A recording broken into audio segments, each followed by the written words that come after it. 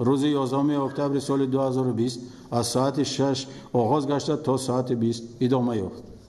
همه کمیسیون участковی انتخابات بعد از انجام آوازدهی از روی مقررات قانونگذاری درباره انتخابات نتیجه آوازدهی را در حدود هر یک участка جمع‌بست کرده پروتکل ها ترتیب داده آنها را به کمیسیون داخلدار حوزوی انتخابات دسترس نمودند.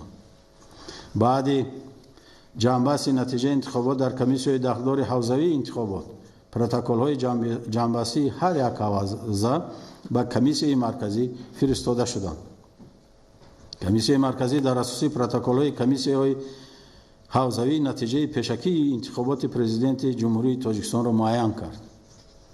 از روی حجت های پیشنهاد شده از 4,943,289 انتخاب کننده برای خط انتخاب کنندگان داخل کرده شده در انتخابات پرزیدنت جمهوری تاجیکستان 4,221,076 نفر شرکت ورزیدند که این 85% شماره عمومی انتخاب کنندگان برای خط گرفته شده را تشکیل می‌دهد. همین طور طبق طلبات ماده 66 کنستیتوسیون جمهوری تاجیکستان و قسم دوم ماده 34 قانون کنستیتوسیونی جمهوری تاجیکستان درباره انتخابات پرزیدنت جمهوری تاجیکستان با قرار کمیسیون مرکزی انتخابات و رایپرسی انتخابات پرزیدنت جمهوری تاجیکستان برگزار شده دانسته شد.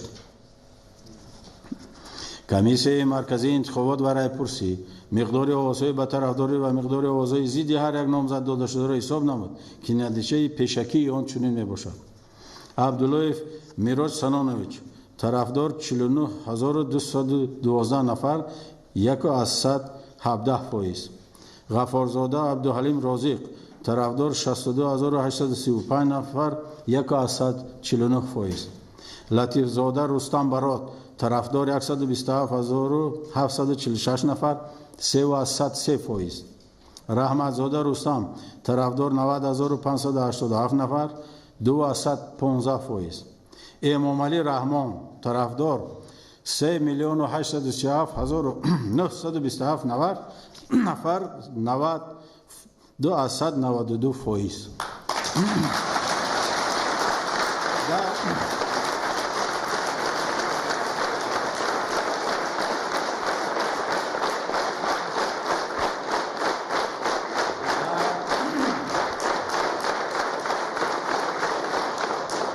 اساس طلبات قسم دوم ماده 66 کنستیتوسیون جمهوری تاجیکستان و قسم سوم ماده 34 قانون کنستیتوسیونی درباره انتخابات پرزیدنت جمهوری تاجیکستان کمیسیون مرکزی انتخابات و رایپرسی قرار قبول کرد که امام علی رحمان از روی نتیجه پیشکی انتخابات با گرفتن 3,837,927 نفر 92%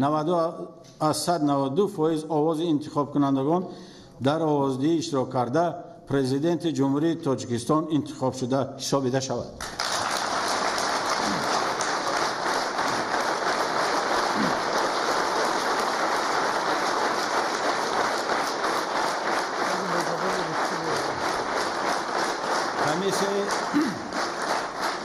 کمیسیون مرکزی انتخابات و رایپرسی جمهوری تاجیکستان به مردم تاجیکستان برای اشتراک فعالانه در تمام مراحل روند انتخابات اظهار سپاس می‌نماید.